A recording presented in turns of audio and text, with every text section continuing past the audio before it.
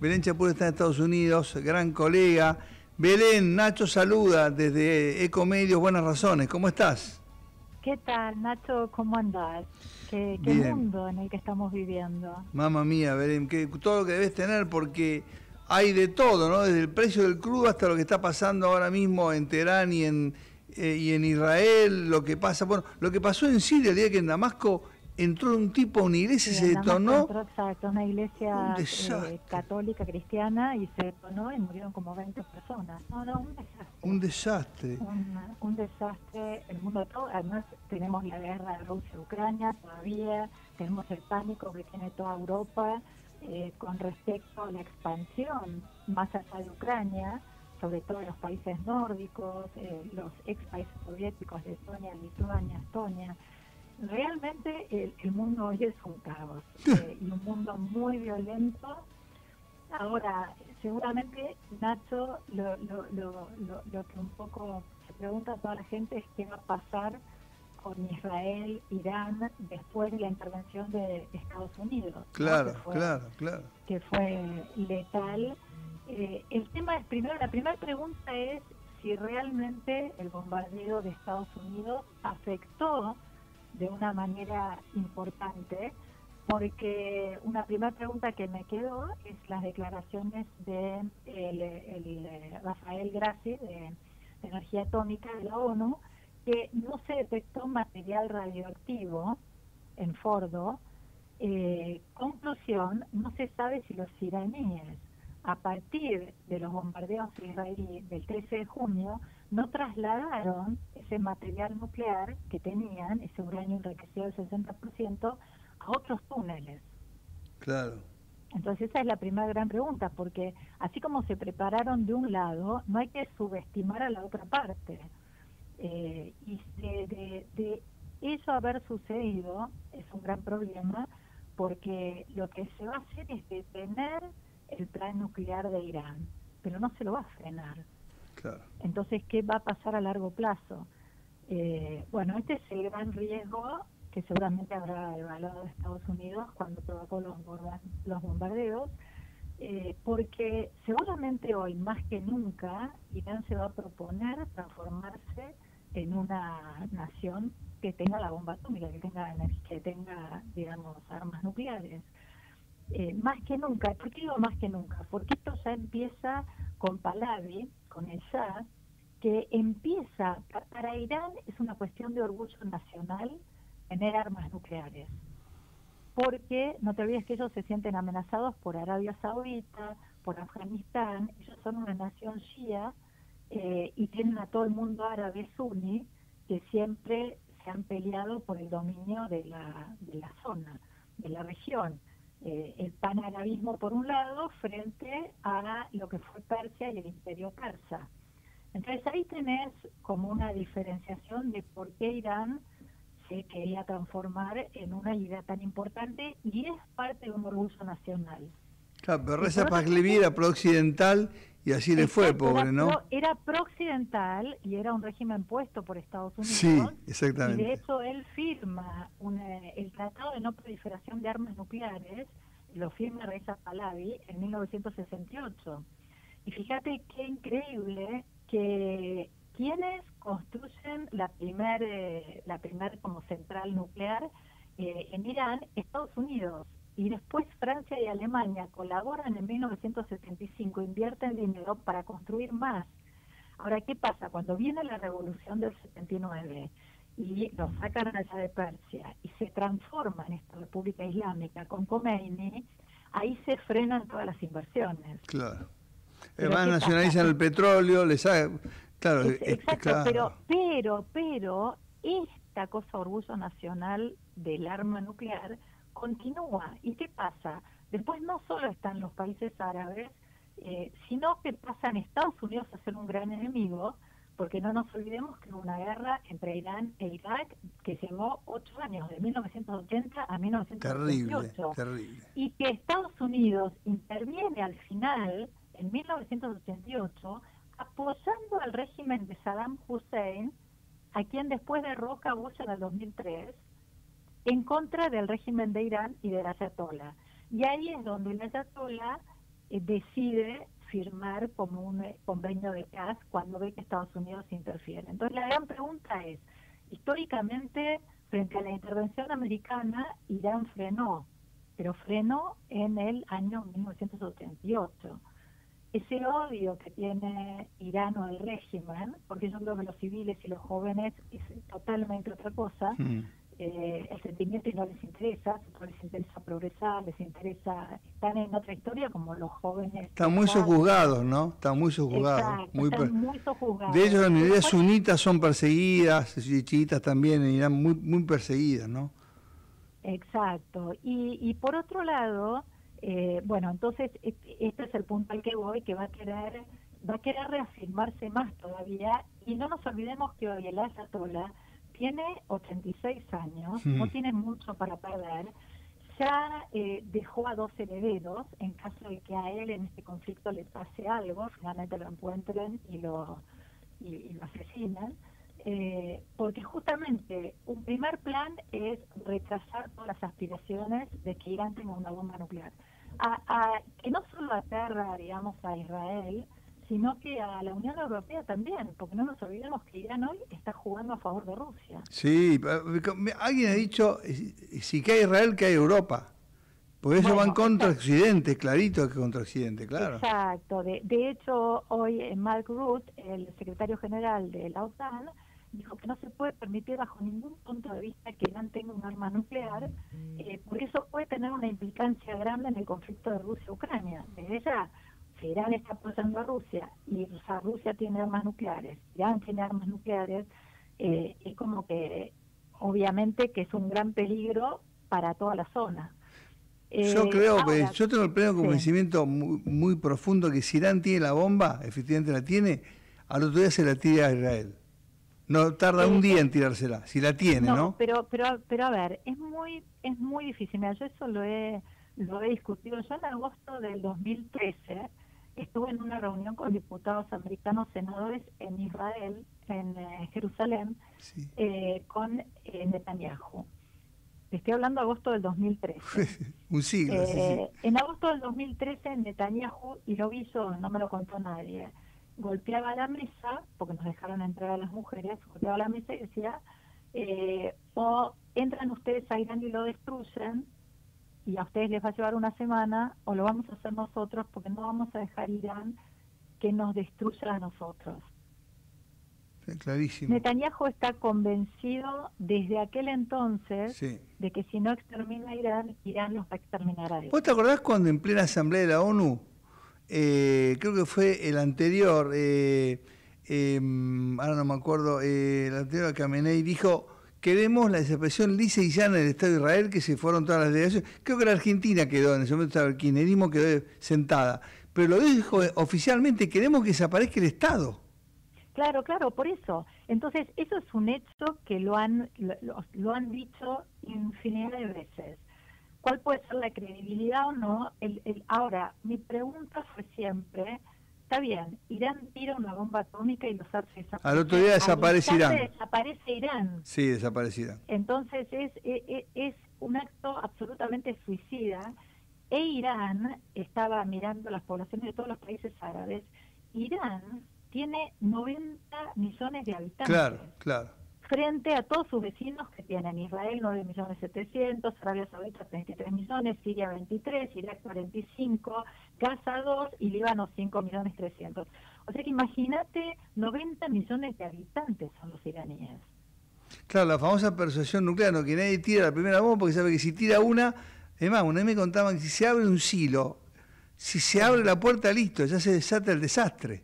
¿No? Bueno, exacto. Entonces es muy difícil, digamos, la utilización de armas nucleares. Para lo que siempre sirvieron fue para el famoso deterrent, que es, yo tengo un arma nuclear, vos también, nadie la tira, porque vos me la tiras a mí, yo te la tiro a vos. Quédate en el molde, claro. Exacto. Exactamente. Entonces, y de hecho vemos como en ningún momento Rusia, que es el mayor tenedor de ojivas nucleares, ha usado nada en esta guerra. Y mirá que está teniendo miles y miles de muertos.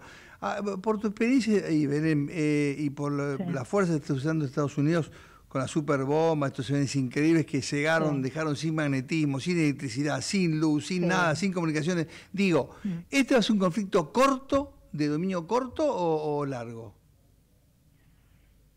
A ver, Irán tiene varias posibilidades ahora, pero de las cuales no, digamos, no van a no tener consecuencias. Entonces, yo no creo que vaya, a ver, yo no creo que vaya a terminar rápidamente porque el régimen iraní tiene un orgullo y no va a capitular. Sí, yo No, no, pienso no, igual que no va a vos. firmar ningún exacto. O sea, el orgullo hoy es tan grande y lo peor que sucedió con esto es que, está bien, bombardearon cosas militares, pero dentro de Teherán la gente empezó a tener pánico y la gente se unió de alguna manera un poco al régimen.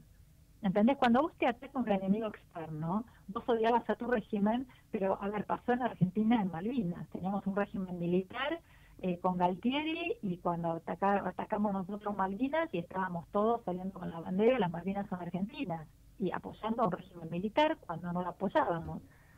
Entonces, Mamma mía. indefectiblemente, lo que te digo es que la población cuando se ve atacada, es como que hasta ahora, digamos, y le tenés que sumar, digamos, otro condimento. El primero es que los unís más a un régimen autocrático. Y el segundo es ese régimen autocrático por imposición de miedo también tiene sometido a la población. Entonces Claro. no va a ser tan fácil. Alguien me dijo que hay que También, atender digamos, sí. la interna iraní, que hay gente que no, ya no lo quiere a Khamenei, bueno, que ocurra eso, que lo desplacen, por ahí De- pare la cosa. desde ya, desde ya, fenómeno. Y ahora vayamos a la historia. ¿Cuántos regímenes desplazados por fuerzas extranjeras en Medio Oriente funcionaron? Ninguno. No funcionó en Libia, no funcionó en Irak, no hubo un Afganistán, solo régimen, no funcionó en Afganistán. oh, Afganistán hoy vuelve a ser de los con ese talibanes. retiro terrible, Irak, sí. a Irak lo sacaron a Saddam Hussein, pusieron a un Shia Maliki, tampoco resultó. Hoy Irak es un caos. Entonces, a ver, no funcionan las cosas armadas desde afuera, no funcionan Claro. para ningún Salvo país. que el propio régimen, digamos, los disidentes de Khamenei lo digan, hasta acá llegaste, Está correte. bien, pero ahí tiene que ser una revolución Claro, interna claro. que es muy difícil en ese tipo de regímenes. Es lo mismo que en Rusia. En Sí, Rusia porque son estamos de terror, esperando una esos Kud, revolución ¿no? interna. O sea, a ver, cuando un régimen, Rusia, y acá te los igualo, Rusia, Irán, Venezuela, Mm, cuando un régimen tiene el poder de las Fuerzas Armadas detrás, es muy difícil derrocarlo. Porque es el coincido, régimen del terror con la población. coincido. Entonces, Cuba, ¿cómo puede ser que el régimen cubano siga subsistiendo? Porque tiene las fuerzas militares. ¿Por qué Venezuela sigue subsistiendo Maduro? Porque tiene las fuerzas militares. ¿Por qué Rusia? Porque tiene las fuerzas militares. Tienen que ser los mismos militares de ese país, junto con los civiles, los que se rebelen contra el régimen, para que sea una operación con éxito. Pues sabés que ahora, Belén, hay muchos titulares que están, bueno, Qatar cerró los cielos, Israel lanza un ataque muy Sí. grande, hay como un increyendo, ¿no?, de las acciones ahí. A ver, hay un increciendo. Ahora, Irán se encuentra en una posición muy debilitada porque no puede ganarse más enemigos. En este momento tiene a dos de los más poderosos, Israel y Estados Unidos, atacándolo como manera de defensa para que no armen, porque estaban al borde de armar su arma nuclear, ya estaban enriqueciendo uranio a niveles que la podían tener. Lo dijo Grossi, que es Entonces, respetado por todo, ¿no? Dijo, ya tenían entre exacto. 6 y 8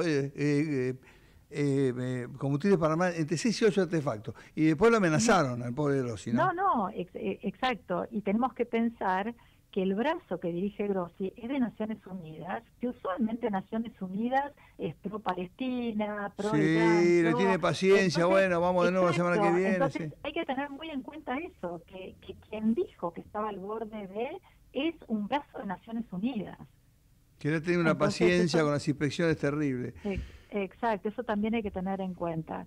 Pero ahora está lo del famoso estrecho de Hormuz y ahora voy a Uf, esa parte. vamos.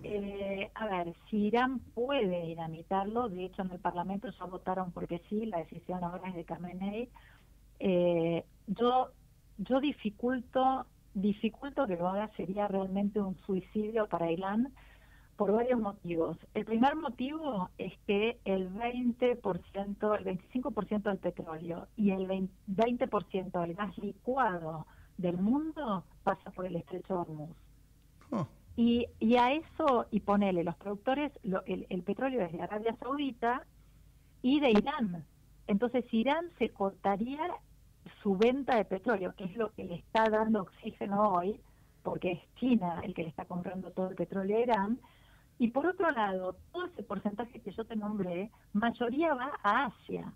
Entonces, si dinamita el estrecho de Hormuz, se pone en contra de China, que hoy es su aliado, y va a tener que saltar a Arabia Saudita, y que no Riad lo está cada quieren vez más mucho. cerca de Washington, ¿no? De hecho, dicen que jamás fue sabotear ese acuerdo posible, ¿no? Entre Riad, Washington y Tel Aviv en su momento.